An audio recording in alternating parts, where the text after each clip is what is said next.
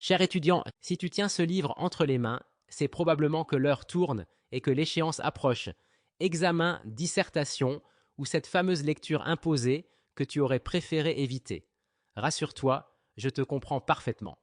Quand j'étais adolescent, je trouvais les livres scolaires plus ennuyeux que de regarder de la peinture séchée. À l'époque, je préférais rêver, revivre les matchs de l'AS Roma ou simplement passer du temps avec mes amis et ma famille. Lire un livre imposé? Très peu pour moi. C'est justement pour des étudiants comme toi que j'ai imaginé cette collection.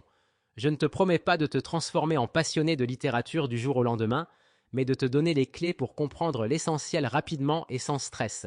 À travers des résumés concis et des questions-réponses, ce guide est là pour t'aider à réussir sans te noyer dans les détails. Je sais que les derniers jours de vacances peuvent être un mélange de plaisir et de pression. Mon objectif est de rendre cette période plus facile en transformant une corvée en une solution rapide et accessible. Et qui sait, peut-être découvriras-tu, comme moi, qu'un jour, lire peut devenir un vrai plaisir.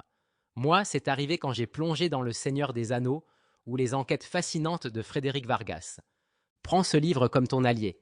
Avec lui, tu pourras affronter tes évaluations sereinement tout en profitant des meilleurs moments de ton adolescence. Bonne lecture et bonne chance, l'auteur. Biographie Express. Delia Owens, née en 1949 dans le sud de la Géorgie, a été façonnée par une enfance bercée par la nature sauvage et foisonnante des États-Unis. Cette proximité avec une nature brute et indomptée s'avérera cruciale dans le développement de sa voie littéraire. Très tôt, elle s'exile vers les vastes espaces africains, armée d'une passion presque palpable pour la faune et une envie d'étudier le comportement animal. Avec son premier mari, Mark Owens, elle prend racine en Zambie où elle coécrit plusieurs ouvrages sur l'environnement et les animaux. Ces décennies passées à observer des créatures sauvages teintent son écriture d'un réalisme à couper le souffle et d'un profond respect pour l'interdépendance entre l'homme et la nature. L'expérience africaine a non seulement renforcé son amour pour la nature, mais a aussi affiné sa sensibilité à la solitude intérieure que celle-ci peut engendrer. Cette solitude, à la fois redoutée et embrassée, devient l'épine dorsale de son premier roman de fiction, Là où chantent les écrevisses.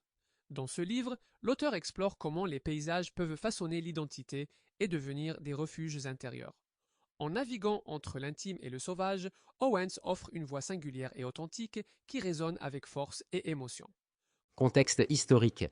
La publication de Là où chantent les écrevisses, en 2018, intervient dans un contexte mondial où la question de l'environnement devient centrale.